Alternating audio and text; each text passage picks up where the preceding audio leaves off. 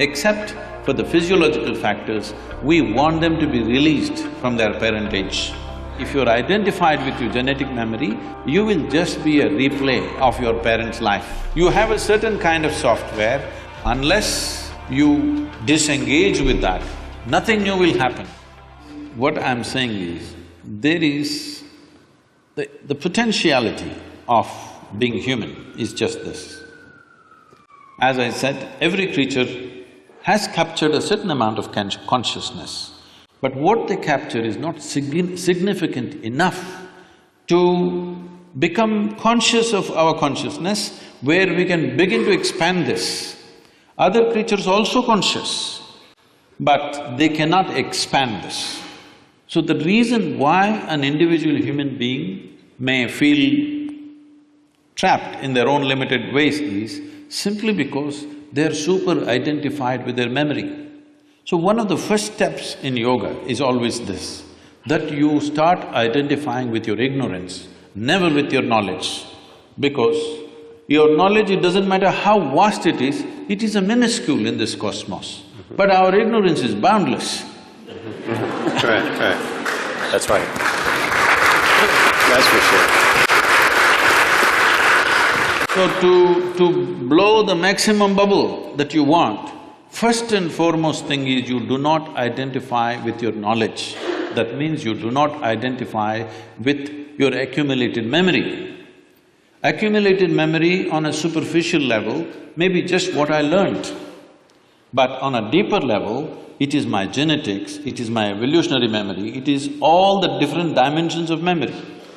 So one fundamental thing we do, which is something which would be very interesting for doctors like you to study, is we do certain things with people so they become free from their genetic memory as far as possible.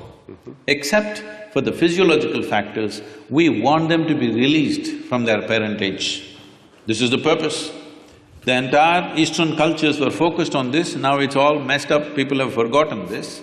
Otherwise, one thing is, we are always seeing how to distance ourselves from the genetic memory, because we saw that if you're identified with your genetic memory, you will just be a replay of your parents' life.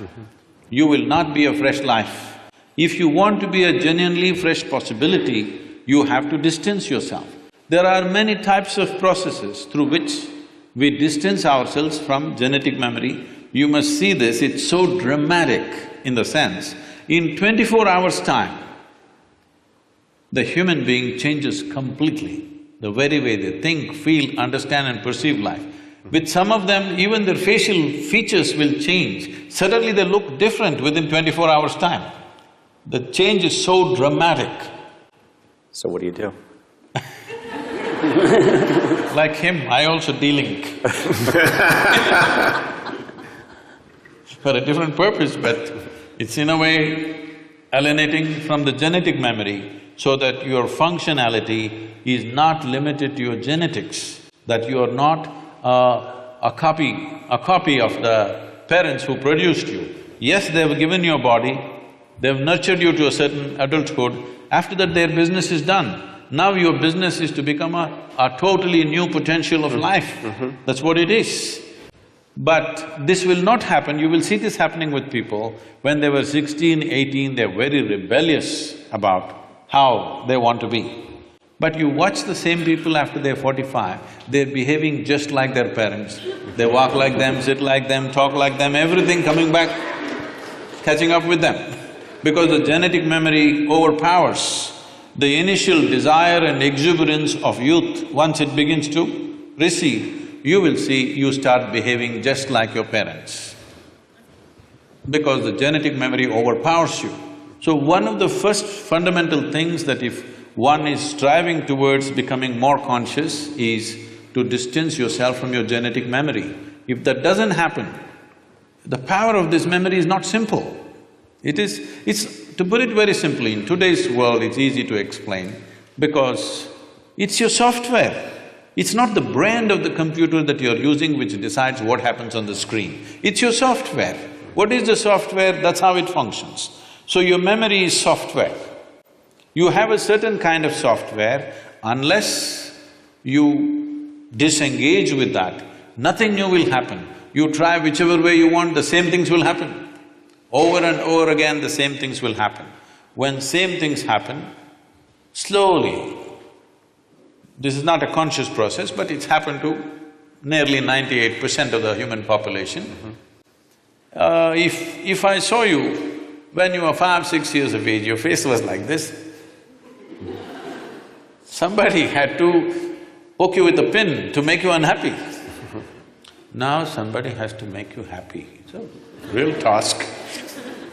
Because the exuberance of life has sank because of the repetitiveness of memory. The same things are happening, you may not be conscious of it, but the same things are happening. When same things are happening within you, slowly you lose all your exuberance. Only if something new is happening. Now people think something new means they must fall in love, they must take up a new job. That's not it. Something new needs to happen within you, in the very mechanics of who you are. If something new is happening all the time, you will be exuberant. Otherwise, without knowing why, slowly your face has become grave.